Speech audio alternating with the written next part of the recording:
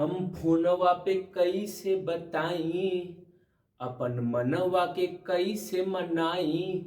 तो जो फोनवा पे बताना है आपको, उसको बताने के लिए आपको नंबर डायल करना पड़ेगा। और नंबर डायल करने के लिए आपको एक पैटर्न होना चाहिए, हाँ या ना। तो वहां पे भी आप क्या यूज कर रहे हैं, एक पैटर्न को, एक ऑर्डर को। और हम अर्थमेटिक प्रोग्रेशन में भी क्या कर रहे हैं, एक पैटर्न एक ऑर्डर के बारे में पढ़ रहे हैं। दैट मीन्स कि आप कहीं पे भी जाइए, मैथ्स आपका पीछा कभी नहीं छोड़ेगा। मैथ्स हर एक जगह में है, चाहे आप किसी पर्टिकुलर सब्जेक्ट की बात करें, चाहे अपने डे टू डे लाइफ की बात करें, चाहे आप किसी भी गाने की बात करें, हर एक जगह मैथ्स है। मैथ्स के बिना दुनिया में कुछ भी नहीं है। तो अगर दुनिया में कुछ भी नहीं है, मैथ्स ही सबको लेके चल रहा है, तो क्यों ना हम अपने मैथ्स को इतना स्ट्रांग बना लें कि दुनिया हमारे कब्जे में आ जाए। और उस दुनिया को कब्जे में करने के लिए आपको मेहनत थोड़ी सी करनी पड़ेगी। क्यों? क्योंकि आप लोग हैं बोर्ड के स्टूडेंट। और उस मेहनत में चार चांद लगाने के लिए आ चुके हैं आपके अभिनव सर ऑन एज पाठशाला, लेके मैथ्स इन भौकाली मैनर। तो एक बार फिर से आप सभी लोगों का जोरदार तरीके से हमारे चैनल एज पाठशाला पे स्वागत है। होप सो कि आप जहां पे भी होंगे मस्त होंगे, बिंदास होंगे और जोरदार तरीके से अपनी पढ़ाई को और बोर्ड की तैयारी को कर रहे होंगे। तो आज की क्लास में हम अपने अर्थमेटिक प्रोग्रेशन के टॉपिक को और मूव फॉरवर्ड करेंगे और चीजों को क्लियर करेंगे और अपने जोरदार तरीके से बोर्ड में जय हिंद जय भारत कर देंगे।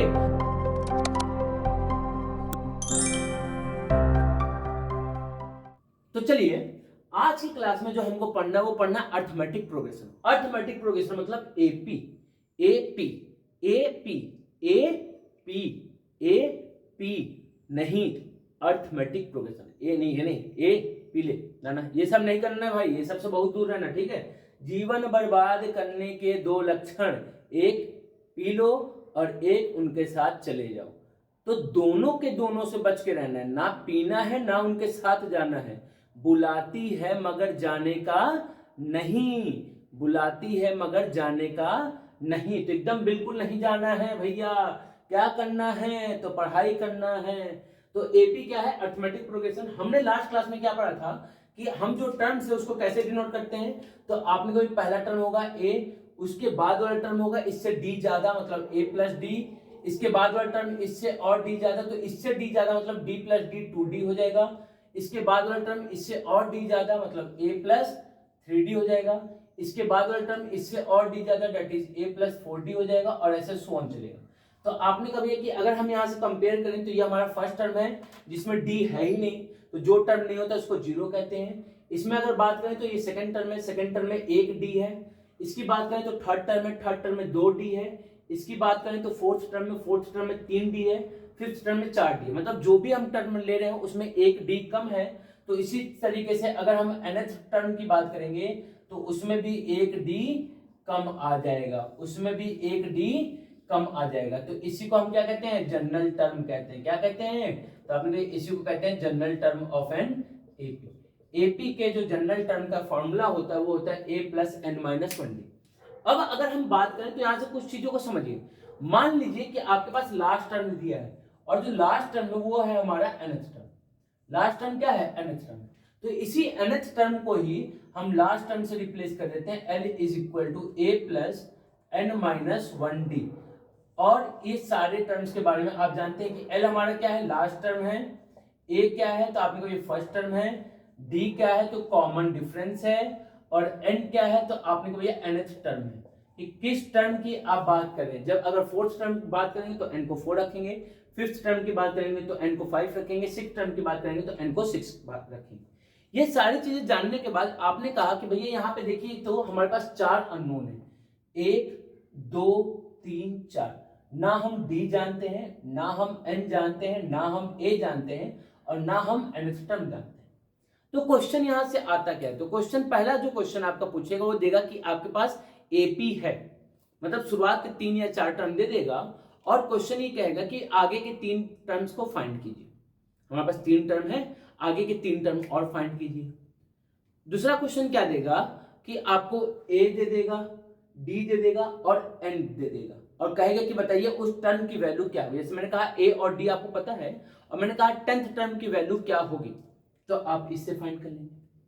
तीसरा क्वेश्चन क्या आएगा कि आपको ए देगा, डी देगा और टर्म की वैल्यू दे देगा। जैसे कोई भी एक अननोन टर्म का वैल्यू दे दिया कि इस टर्म की वैल्यू ये है, तो बताइए ये किस टर्म की वैल्यू होगी। दैट मींस एन की वैल्यू को फाइंड करना होगा। ये थर्ड टाइप हो।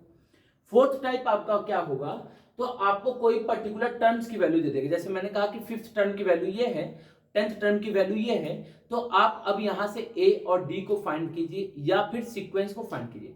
याद रखिएगा एक माइंड में चीज कि जब भी आपको एपी फाइंड करने के लिए बोलेगा कि एपी फाइंड कीजिए, तो एपी फाइंड करने का मतलब क्या कि जो एपी का सीक्वेंस है उसको फाइंड करना। तो एपी के सीक्वेंस में हमेशा आपको 5 टर्म को मेंशन करना है। कितने टर्म को मेंशन करना है? 5 टर्म को। तो जब भी कहेगा कि फाइंड एपी, क्या कहेगा कि एपी को फाइंड कीजिए, तो आप 5 टर्म को मेंशन करेंगे। First term, second term, third term, fourth term और फिफ्थ टर्म। इसके आगे डॉट डॉट डॉट करके छोड़ दी। इससे ज्यादा आपको फाइंड करने की जरूरत नहीं है। ये मैक्सिमम कंडीशन है, इससे ज्यादा बिल्कुल भी फाइंड नहीं करना है। ये क्वेश्चन क्या कह रहा है, तो पहला क्वेश्चन हमारा देखा जाए तो आपने पहला क्वेश्चन का सॉल्यूशन क्या होगा, तो पहला क्वेश्चन कह रहा है find the next 3 terms of an AP. ये जो वर्ड है यही मेन है। अगर क्वेश्चन में पहले ही कह दिए कि ये एपी में है, दैट मीन्स कि आपको चेक करने की जरूरत नहीं है ये एपी में है या नहीं है। कभी कभी क्वेश्चन दो मिक्स करके आता है कि check whether the given sequence is in AP और not, and if it is in AP then find the next 3 और 5 टर्म्स। गिवन सीक्वेंस होगा उसको चेक करना होगा कि ये एपी में है या नहीं है। अगर एपी में होगा तो नेक्स्ट 3 टर्म्स को फाइंड कीजिए, और नहीं तो बात खत्म हो गई। लेकिन यहां पे पहले कह दिए कि जो टर्म्स दिए हुए एपी में है, तो आपको फिर ज्यादा कुछ सोचने की जरूरत नहीं है। आपने कभी हमारा एपी क्या है, तो एपी है 10, 7, 4, और हमको इसके आगे का नेक्स्ट 3 टर्म्स फाइंड करना है। आपने कभी ये हमारा क्या है, तो ये हमारा फर्स्ट टर्म है, ये हमारा सेकेंड टर्म है, और ये हमारा क्या है, थर्ड टर्म। अगर बात करें तो आपने कभी ए क्या आ गया, तो ए आ गया 10, और डी क्या आएगा, तो आपने कभी डी जो होगा वो होगा a2 माइनस a1। तो a2 है 7 और a1 है 10, तो d की वैल्यू आ जाएगी माइनस का 3। तो आपने कहा d माइनस 3 आ गया और a आ गया 10। ये थर्ड टर्म हो गया। नेक्स्ट क्या टर्म्स कितने होंगे, तो आपने कहा थर्ड टर्म के बाद नेक्स्ट टर्म होगा फोर्थ टर्म, फिर उसके बाद होगा फिफ्थ टर्म, और उसके बाद क्या होगा सिक्स्थ टर्म। अगर हम फोर्थ टर्म की बात करें तो आपने कभी देखिए, आपने कल ये आपने अभी भी ये बताया था, और नेक्स्ट क्लास प्रीवियस क्लास में भी ये बताया था कि जो भी टर्म होगा उससे एक कम डी होगा। जो भी टर्म होगा उससे एक कम डी होगा। तो अगर हम फोर्थ टर्म की बात करें तो आपने फोर्थ टर्म में 3 डी होगा, एक डी कम। फिफ्थ टर्म में एक डी कम होगा, और अगर सिक्स्थ टर्म की बात करें तो एक डी कम होगा। तो कितना हो जाएगा 5 डी। ए की वैल्यू कितनी है, तो आपको ये ए है हमारा 10 प्लस 3, और डी की वैल्यू है माइनस का 3। तो कितना हो जाएगा, तो आपको 10 माइनस 9 दैट इज 1 होगा। ए कितना है, तो ए है 10 प्लस 4, डी कितना है माइनस का 3, तो 10 माइनस 12 क्या हो गया, माइनस का 2 हो गया। ए क्या है 10 प्लस 5 इंटू माइनस 3, तो आपने 10 माइनस 15 हो गया, तो क्या आ गया माइनस का 5। तो आपने कभी नेक्स्ट 3 टर्म्स क्या हो जाएंगे, तो नेक्स्ट 3 टर्म्स क्या हो जाएंगे, तो नेक्स्ट 3 टर्म होंगे 1 minus 2 and minus 5। Hope so कि क्वेश्चन आपको समझ में आया होगा, बात को समझ में आया होगा। तो इसी सेम टाइप पे क्वेश्चन नंबर 2 है, इसी सेम टाइप पे क्वेश्चन नंबर क्या है, 2 है। तो आपने कहा 2 का सॉल्यूशन क्या होगा, देखते हैं 2 के सॉल्यूशन को। 2 में क्या बोल रहा है कि हमारे पास find the next 3 terms of an AP.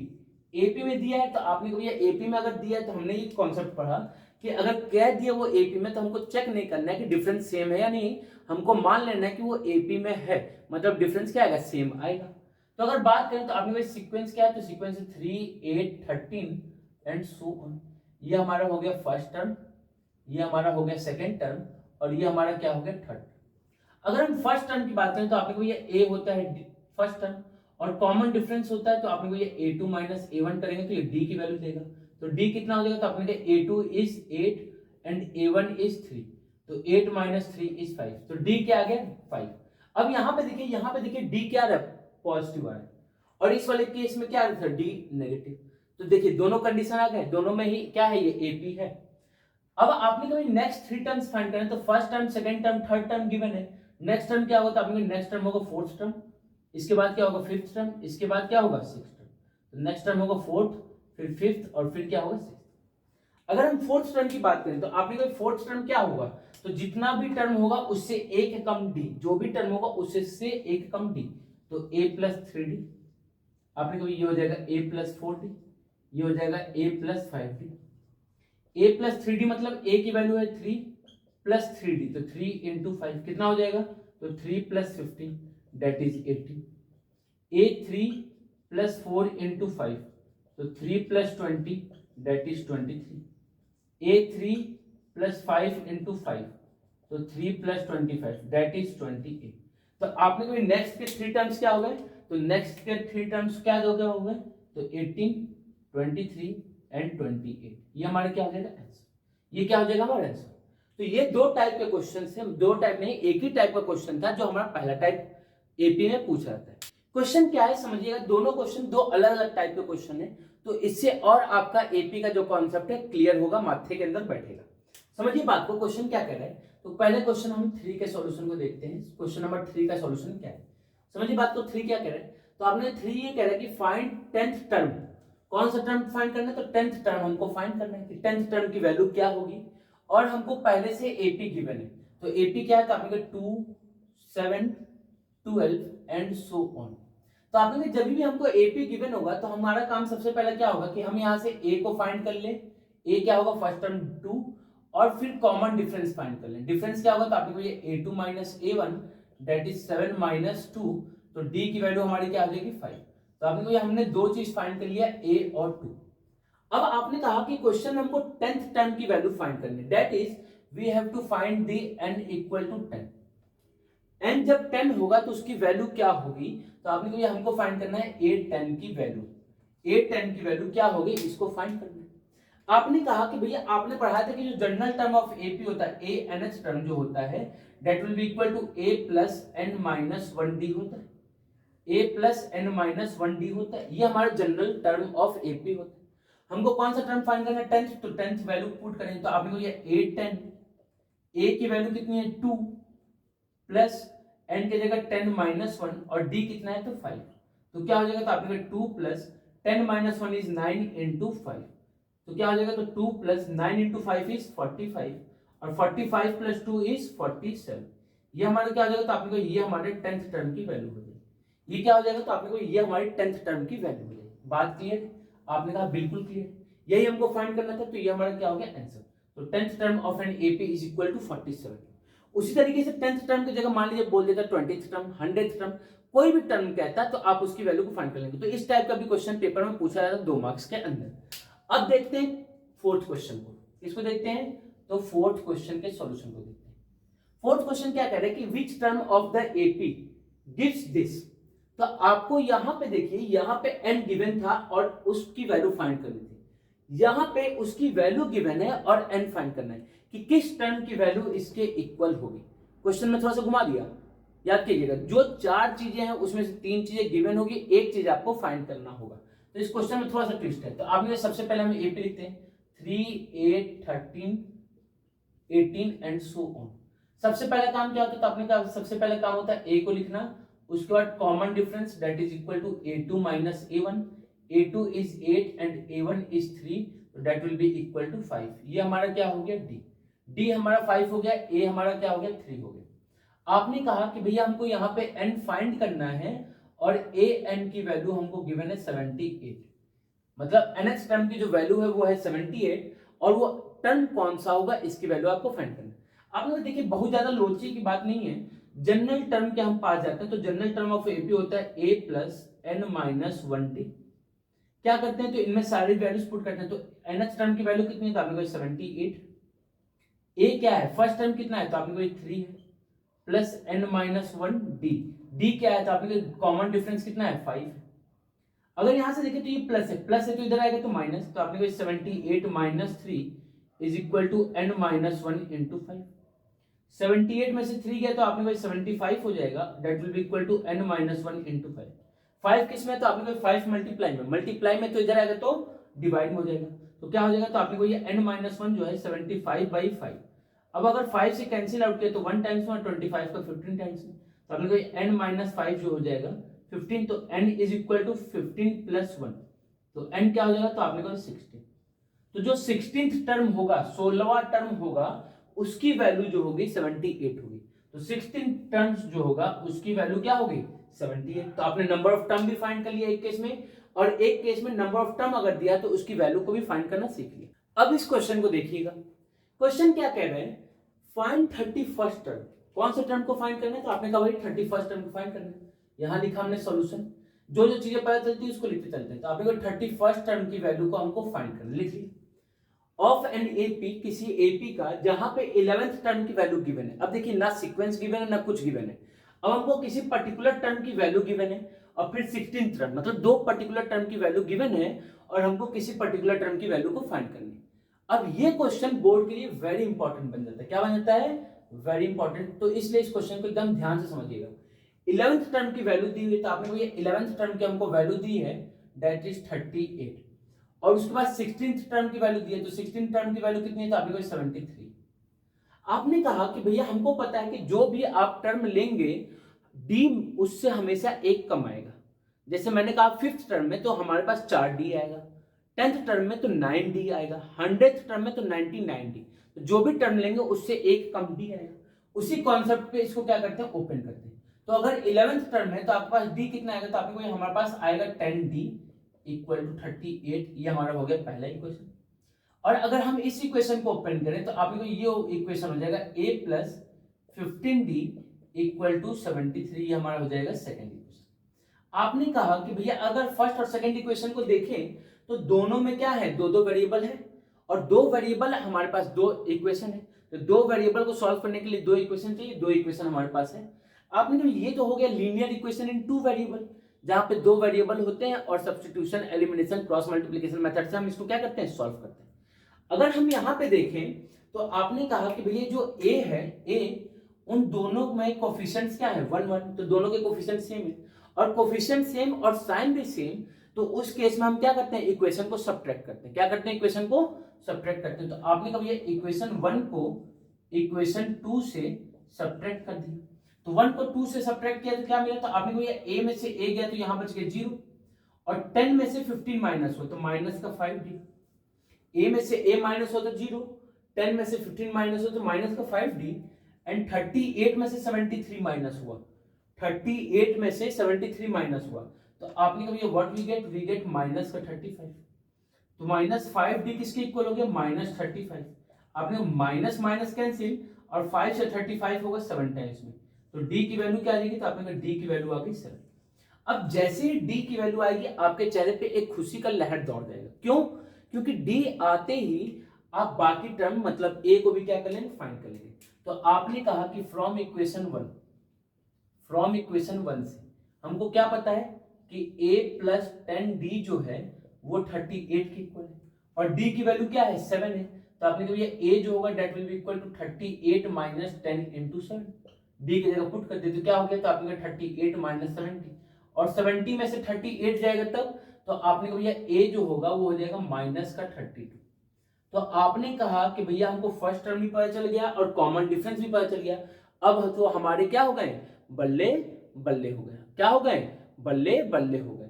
तो बल्ले बल्ले हो गए तो क्या फाइंड करना है, तो आपने को 31st टर्म, तो a31 किसके इक्वल होगा, तो आपने को ये a31 is equal to a plus 33। जो भी टर्म होगा उससे एक कम डी। a की वैल्यू कितनी है, तो आपने कहा माइनस का 32 प्लस 30, और d की वैल्यू कितनी है, तो आपने कहा d की वैल्यू है 7। d की वैल्यू कितनी है, 7, तो आपने कहा ये हो गया माइनस 32 प्लस 210। तो 210 में से 30 माइनस हुआ तो आपने कहा 180, और 180 में से 2 और माइनस हुआ तो आपने कहा 178। तो 31st टर्म की वैल्यू कितनी आ गई, 178, और ये हमारा क्या हो जाएगा, आंसर। तो आंसर निकालते ही क्या हो जाएगा, हो गई तेरी बल्ले बल्ले, हो गई तेरी बल्ले बल्ले, ढिंचिक ढिंचिक ढिंचिक। तो ढिंचिक ढिंचिक करते करते आज की क्लास को यहीं पे खत्म करते हैं। मिलते हैं नेक्स्ट क्लास पे और जोरदार और मस्त क्वेश्चन ऑफ एपी के साथ। तब तक के लिए जय हिंद, जय भारत।